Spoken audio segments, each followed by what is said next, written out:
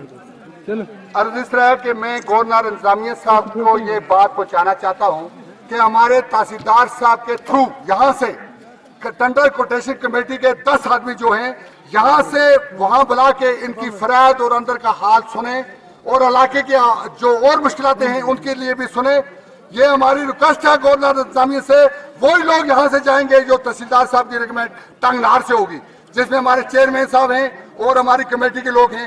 ये हम बजोर अपील करते हैं कि जो बात यहाँ से मीडिया से पहुंची है उसके अलावा भी कुछ बातें जो हैं हम उनसे करना चाहते हैं। इसके लिए परमिशन हमारी होनी चाहिए और नाम हमारे तहसीलदार करना से जाने चाहिए। बैठे हुए थे, हमारा एक जो है डीपीआर का टेंडर हुआ जो कि दिसंबर 13 को हुआ।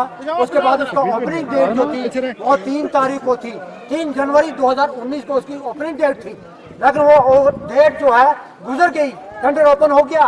आज 3 महीने हो गए, हम इंतजार कर रहे हैं कि हमें कोई ना कोई जवाब मिलेगा। ना तो कोई लेटर है ना कोई मैसेज है गवर्नमेंट ऑफ इंडिया की तरफ से, और वो टेंडर जो है उसी बिना पर हमने जो है हमें ये पता नहीं कि रीटेंडर हो रहा है, हमें ये पता नहीं कि डेट एक्सटेंड कर दी या उसको पोस्टपोन किया गया।